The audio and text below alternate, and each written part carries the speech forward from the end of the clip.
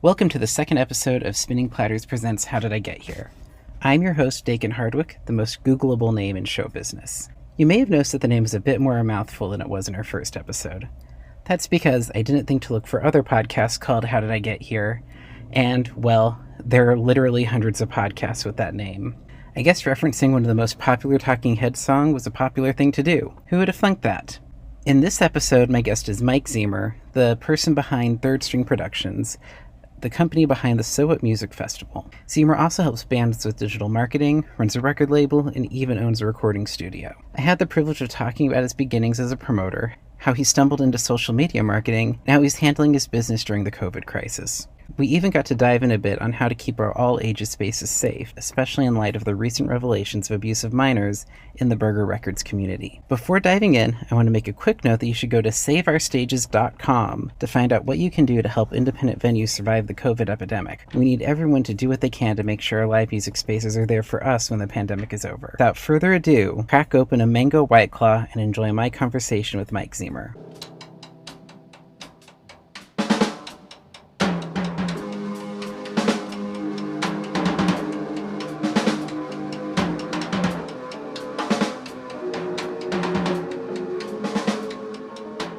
What was your first show? First show that I did was in March 2004. It was local bands, and then we ended up throwing on a couple bands that were headed to South by Southwest, and ended up with like 12 bands on a bill at a community center. Wow. What was the first show that made you think, man, I need to put on shows? Honestly, I think it was that one because we had all these bands and everybody got paid, and then I had money left over in my hand, and I was like, okay, so what do I do with this? And I was like, wait, this is mine. There's profit. You can make money on this. And so the next time that I did a show, I got the bigger room at the community center and did 2 stages and started moving up like almost immediately. When you first said, hey, I'm going to get a bunch of bands from the community and have them put together a show, how did you learn how to do that? Like, how did you figure out like things like how you pay the bands, who you need to talk to book a venue, all of that, whatnot? I grew up going to shows and like interviewing bands. So a lot of the local bands knew that I was pretty well connected. And so I was like kind of managing local bands, but not really. And I had remembered, like, I was a senior in high school when I did my first show. And I remembered when I was in 10th grade, I went to the Plano Center to attend a show. And so I called them and figured out how much it would cost to rent it out. And it was a $500 deposit. And I just borrowed that from the guitarist's mom and told her I would pay her back after the show. And then I just split the money equally between all the bands. And that's how I learned how to actually pay bands, because they all started getting angry that like I didn't like tally and see who was there for who. And so like every show after that, I was like, all right, who are you here to see? I need an answer. Like, and if they said everybody, then that was just the promoter's cut right there. Man, that almost feels like cheating a little. Yeah, I admit that the whole like local band who are you here to see thing kind of annoyed me. Whenever like I'd go to a show and they would ask me that, or whenever the question came up when I was buying advance tickets to something, it would cause me to double back a little. Like I was like, do I really want to go to this? This means that like I don't necessarily think the bands are going to totally get paid fairly. I don't, but it sounds like you did it right. It was always weird getting asked that for me, because like I liked all the bands, but I'd be like, all right, who do I think, like, knowing like how it works, I was like, who do I think is going to get the least amount of tallies? Like, I'm going to make sure that they're getting paid as well. And like, if I knew it was like an out of town band or something like that, when I would go to concerts, I would always say like that band so that they'd get a little bit extra. But it is a hard question because most people go to concerts to see all of the bands, or at least like when I was starting out, that was kind of the thing. Yeah, I mean a 12 band show is a package. It's a festival. Like, you're not gonna. Yeah, I doubt you're really gonna just have one band that you are willing to endure 11 other bands to go see.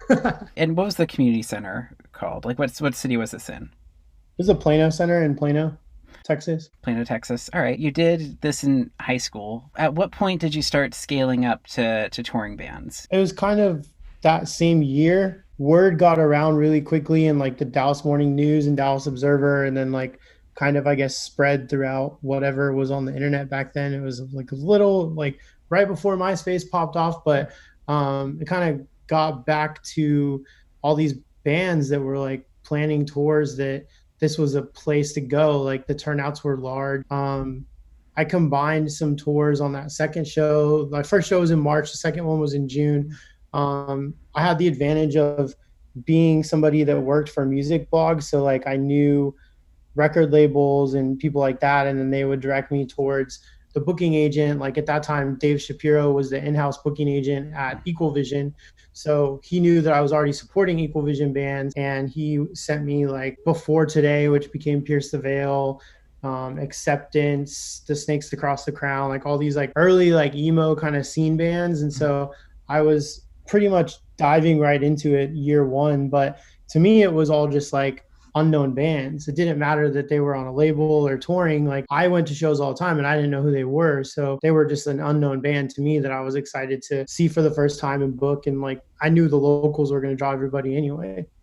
Yeah. So I know that this will automatically give people your exact age. What year are we talking about? I started promoting shows in 2004. I'm about to be 35, so I've been doing it 16 years now. But yeah, it was basically the time where you were promoting on like mp3.com, Pure Volume, MySpace, Tumblr, Zanga. I guess Zanga before Tumblr, but like Facebook came out in 2004, but it wasn't like the only thing I did, and I almost got kicked off of Facebook for, was that you could message your entire school when Facebook first started. And so I messaged the entire school every time I had a show, and I got like warned. They're like, hey, this isn't what you're supposed to use the network for. And like they didn't really have terms of service then, so I wasn't technically violating them. But and then this will really date me, is that I had to have a UNT email address to even be on Facebook because it was college only. But yeah, that was back 2004, and right before I would say extreme oversaturation of the music scene and touring.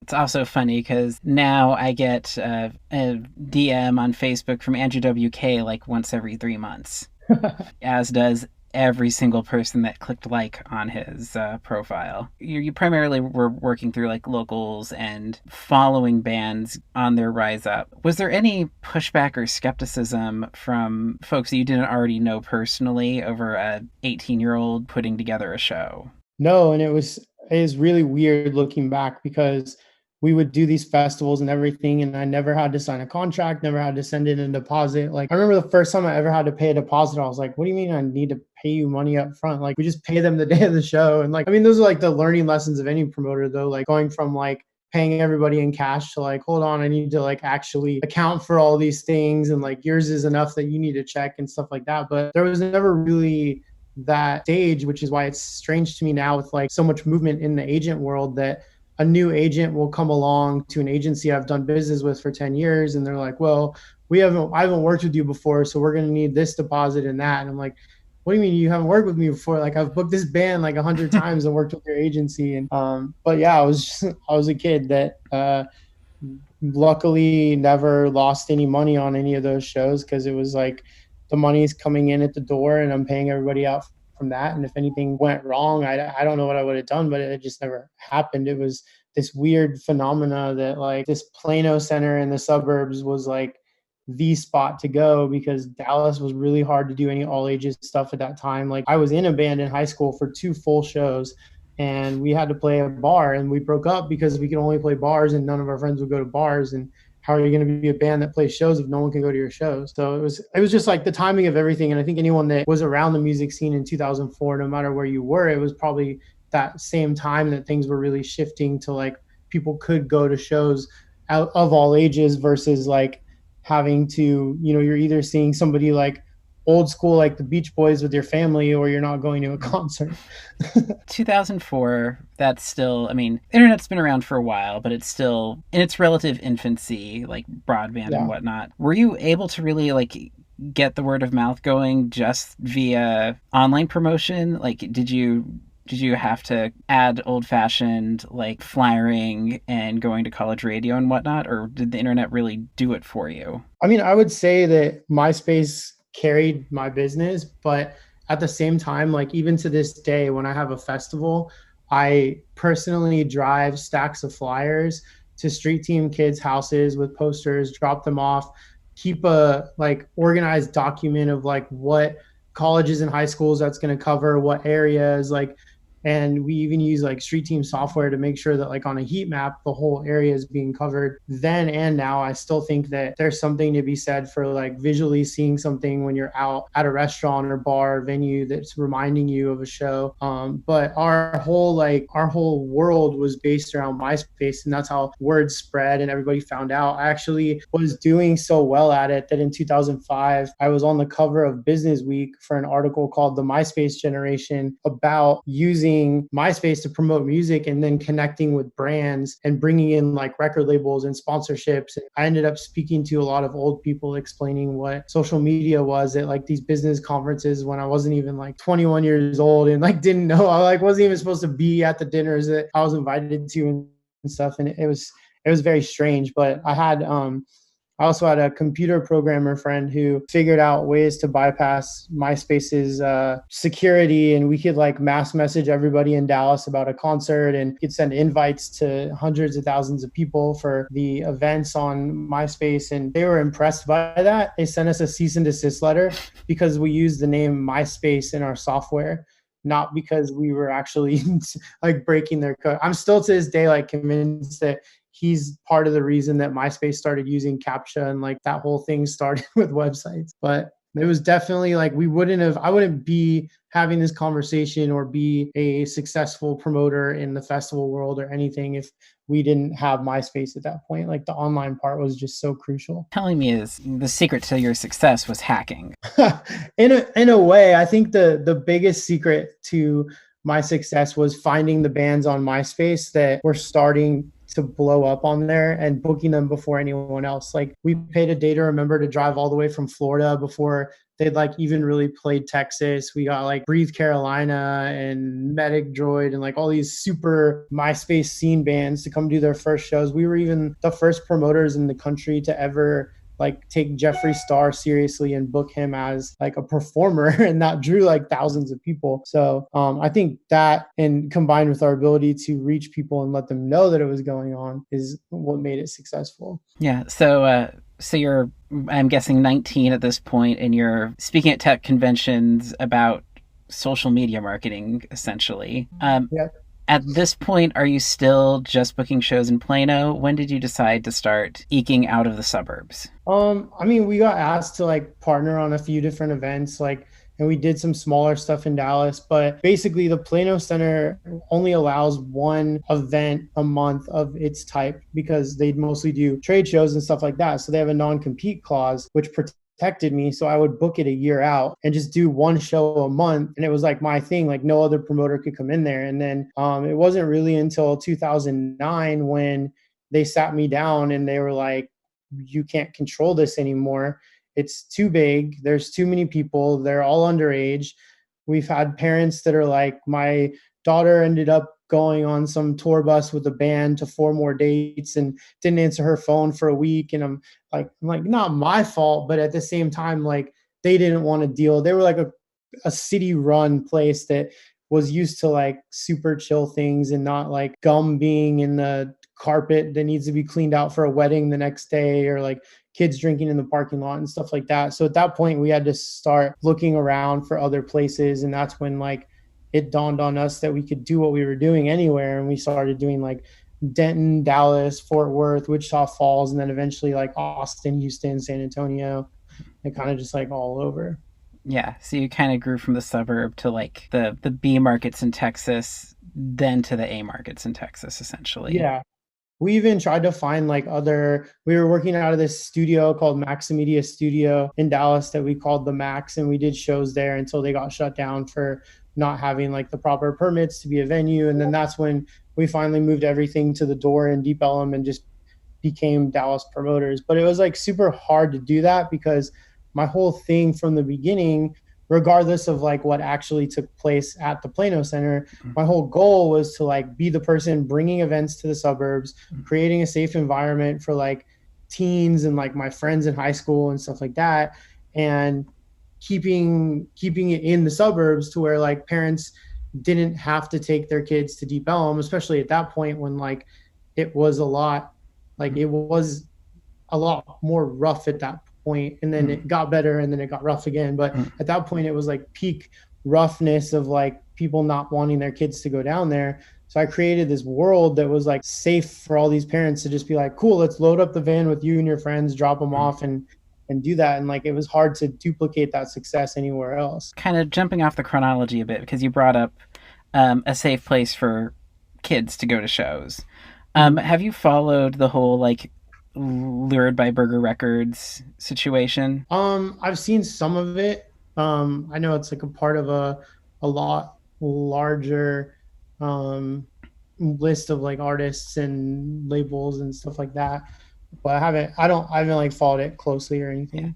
Well, I mean, a lot of it is just bands taking advantage of underage girls in all Mhm. ages spaces for the most part. As a promoter, what do you think is your duty there? Like how do you keep like young women and like young kids safe, not only like from each other but from like folks that are over 21 at attending these same events? I mean, admittedly, it's a very difficult thing to try to control.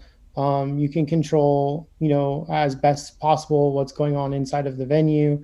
You can make restrictions on the backstage area. You can have security that checks IDs and doesn't let certain people of a younger age go there. But at the end of the day, you can't really stop people from going down the street to get food or going on a tour bus or whatever. So I've gone as far on festivals and stuff as like tweeting out and sending out my phone number and telling people like I obviously understand if you're having an issue with an older guy. Um, I'm probably not the person that you want to talk to about it, but I can send somebody over. Like I have a team of women that work for me on my festivals, and I have security and all that. And if there's an issue, like I can send someone over there. I don't think replacing an older man talking to a younger girl with me going over there is really helpful. But like we definitely have people at festivals that are prepared to help others. But I mean, it's a tricky thing, like trying to figure out. I mean, you X hands, you check IDs, you have wristbands, you have 21 and up restricted areas. But I mean, we run into people. I was running the door for a while once it shut down, and we changed the name to 2513. And like we run into people all the time that have what look like really good fake IDs that if you don't like carefully look at, then you just assume. And it's hard. And it's also difficult deciding, um not deciding, but it's difficult with people coming forward and canceling almost every single band in an entire scene, because at some point you have to say it shouldn't be about picking and choosing what artists we're going to cancel on this. There needs to be a complete overhaul of what we're doing to prevent, or what we're not doing that's allowing this type of behavior at events, and like educating artists. And not, I mean, it seems to always be like, oh well, they shouldn't have got drunk, or oh they shouldn't have done this. But that's not who we should be talking to. We should be letting artists know like we have a no bullshit policy. Like I don't know if that means you talk to them before a show or what, but like you have to educate the artists and the managers and the tour managers and their teams on how important it is to conduct yourselves in a non shitbag way. um because you can tell young kids all the time like, hey, stay away from that, don't do that, and like no one's going to listen. It's not their responsibility. It's on us as promoters, on artists and managers to be looking out for, the people around us. And if you notice someone in your band is doing something, you need to say something and stop it, and not just be like, well, he hasn't got caught yet. Like that seems to kind of be like the big story, is like, oh, we had no idea this was going on. It's like you tour the country in a 15 passenger van with a bunch of dudes and you know what's going on. Like Yeah, I agree with you a lot there. Oh yeah, the thing is, I do believe that people, do who harm other people, there need to be repercussions for it. But I think one of the problems with cancel culture is that it doesn't change the conversation. It doesn't help things get better. It just pushes people to be more scared of getting caught. yeah, Yeah, which I, absolutely. yeah, which I don't think does anything other than you've got people that are still behaving the way they do, and working harder to hide it and deny it.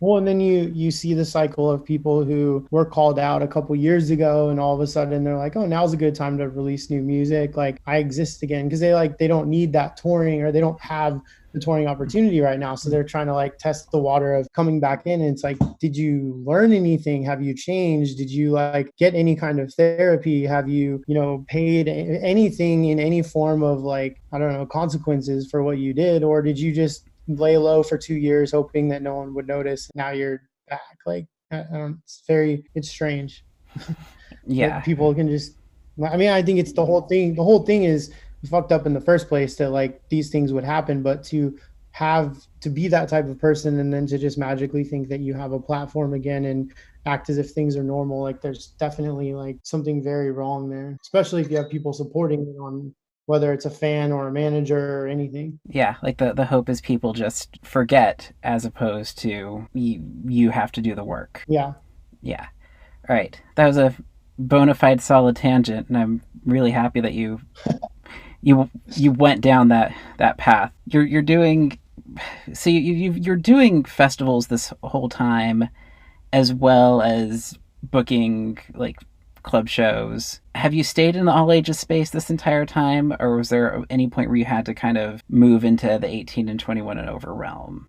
We did like college town stuff that was like 18 and up. We tried our hand at like nightlife stuff, which was very, very horrible and didn't work at all. And just, I mean, it's our niche. Like it's what we're good at, is this all ages metalcore, pop punk, indie rock, like a little bit of hip hop. Like it's we're even at almost 35. Like I'm still good at finding those like up and coming artists, and generally the people finding the up and coming artists are younger people that sit online all day. And it's definitely stayed our audience. But we have noticed that audience that started out in 2004 and carried on through like the MySpace days and stuff, like they obviously grew up and they still go to shows. And a lot of these like 10, 15, 20-year anniversary shows are almost all exclusively 21 and up people, with the exception of maybe like I was the little brother and my brother showed me this music, so I never got to see him live and I'm here, like something like that. But um yeah, I mean, it's stayed our niche, even if it's not necessarily what I've wanted our niche to be. We've tried to do like older stuff or like make our festival older, and it's just like that's not what it is. Has this been your only job? Like, did you have to work a day job, or were you able to kind of make a living as a promoter from the get go? I mean, technically, I could say that I've made a living the entire time as a promoter, but with that Business Week article about MySpace and stuff, I started getting paid by companies to do social media marketing and strategy and getting hit up about different campaigns and stuff. And so I've always done marketing. I had a full on agency that I had an investor that backed it for a few years. And like it was becoming my priority while letting somebody else run all the shows and everything. And then I kind of like hated working with an investor that came from a different background that had nothing to do with entertainment or marketing or anything, and just strictly was looking at dollars and cents, and wasn't necessarily a good person to begin with. So I left that company that I started, lost all ownership in doing so, and just went bigger with my festival and moved it to a baseball field. And I mean, I do still to this day, like I manage artists. I have a small record label that's like a passion project, and I do marketing here and there when it like makes sense. But for the most part, I mean, we've survived as a company as concert promoters and doing the festival. And um, it's kind of always been one of those things where we've treated people really well along the way for many years. And if, a show doesn't go our way, or we lose some money that we may be struggling to continue forward, we've had people that have been like super open to working with us so that we can continue while paying them back and things like that. So I've never had to technically go and get like a 9 to 5 job and say like, okay, after hours I'm going to work on this concert promoting thing. Or definitely have thought about it with COVID going on, but at the same time, that's not me. Like having a boss, like it's bad enough sometimes when I get overbearing marketing clients that have unrealistic expectations, and no matter how much I tell them that something's working with statistics and data, they don't agree with it. I would rather walk away from those situations than be stuck making money with somebody that I don't want to work for. Yeah. So you keep saying the festival.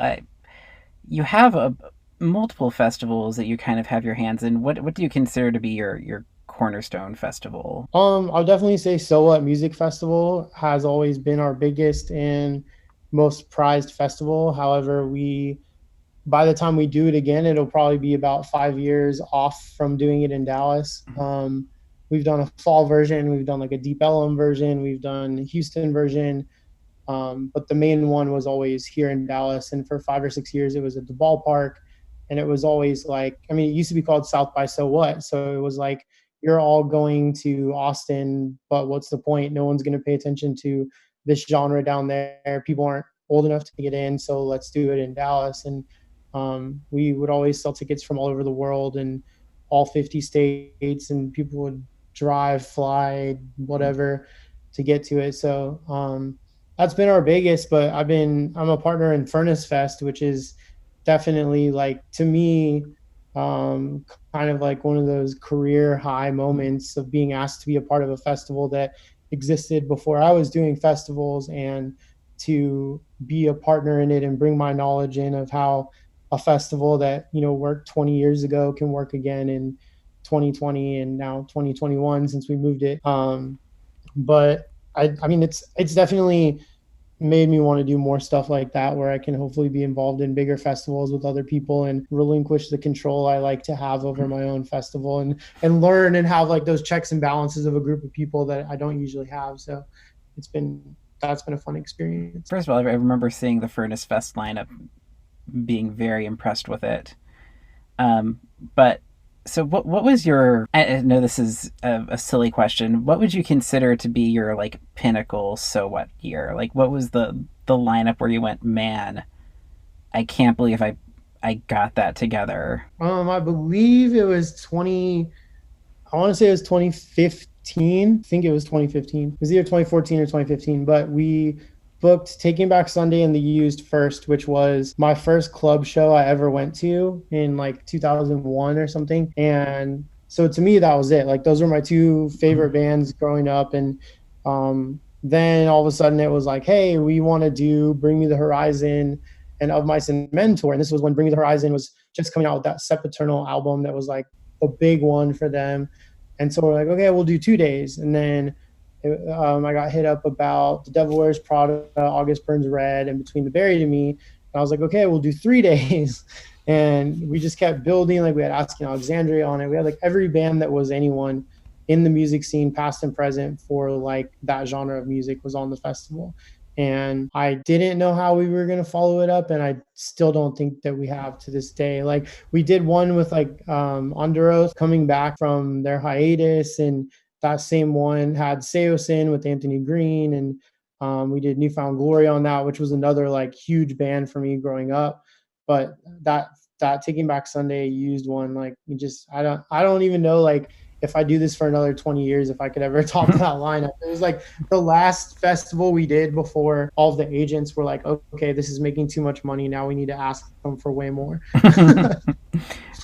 So 2015, that would have been right about the time Taking Back Sunday got back together with the classic lineup, right? Yeah, they released an album that year. The Used released an album.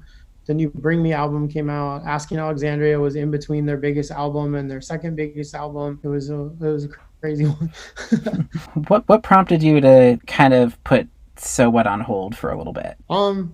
I broke my number one rule as a concert promoter, and I made a lineup on our 10-year anniversary of all the bands that I wanted to see, and not necessarily the bands that were hot at the moment. I wanted to do a bunch of 10-year anniversary albums and all that, not really thinking that those people don't want to sit around like you were talking about earlier through 11 bands to see one.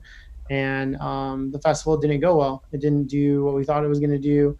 And I felt like a lot of the lineup had been forced. We had goals for who we wanted to put on it, and they didn't happen. And so um, I was like, I just don't want to do this next year. And then we took a year off, and then we did it in Houston because we happened to have the opportunity to combine a couple big tour packages. And that was really cool. I liked it a lot. There were a lot of problems with anytime that we have like a section that's like indoor and outdoor.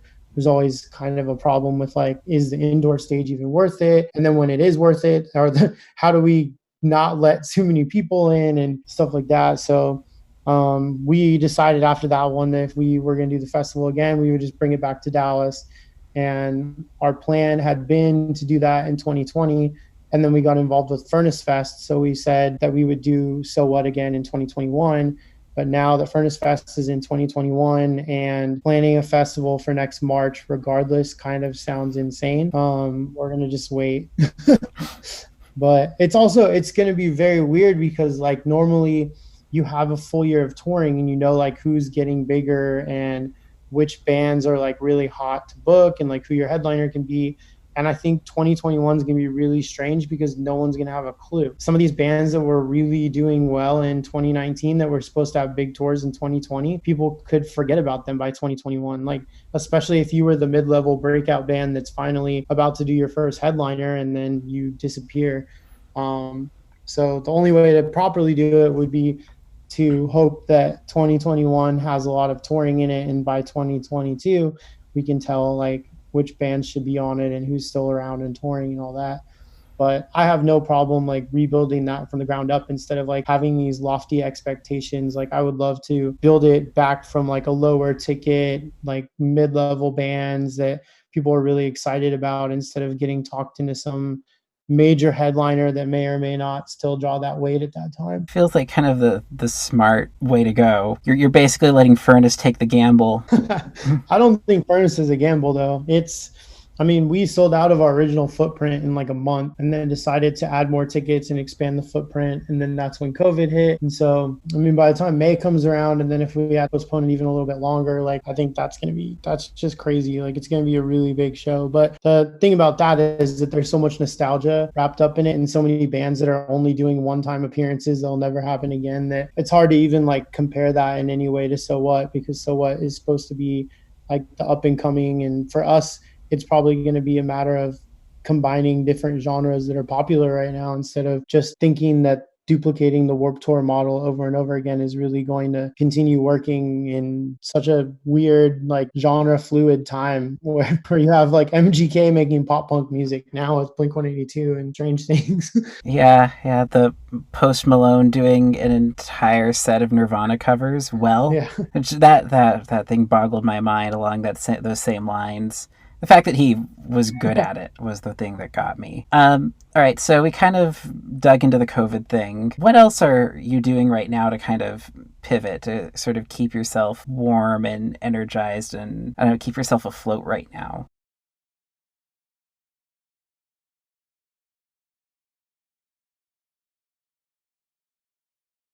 Well, my friend told me the other day that she's convinced that I won the COVID stay-at-home challenge of being productive, which which I didn't know was a thing, but also like it's kind of funny because I spent like the first month in a panic, and then I started doing free consulting calls, and the free consulting calls turned into like doing marketing for artists and helping them figure out ways to, grow their online following and stay relevant during this time. And then I was like, man, this is a lot of work that I don't want to be doing right now. So I decided to just focus heavily on the stock market because I've been investing for years. I've just never done like active trading or like really paid attention. And I did really, really well on that. And then I bought a studio in my backyard with some of the money. And now I have a recording studio in my backyard that I've been booking artists in, and I've been sober the entire time, exercising, losing weight, just literally anything that I can do to keep my mind busy and occupied. It definitely still have those days of like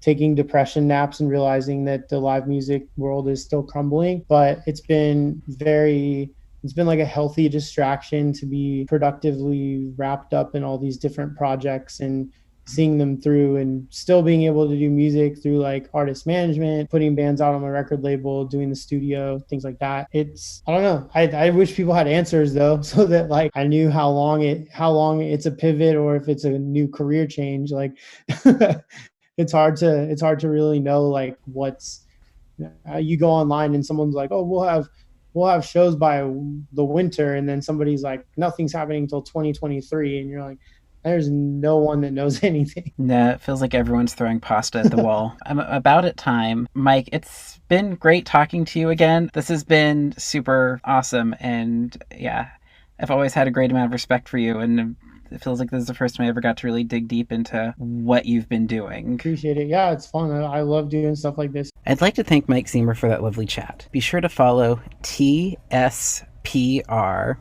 that's Third String Productions, the initials, on Twitter to see what they are up to next. Also, don't forget to subscribe to our podcast so you never miss an episode. I have some good stuff coming your way, and I don't want you to miss any of these. Also, I'm not above begging for money. And I'd love it if you like this thing, you could tip me a couple of dollars.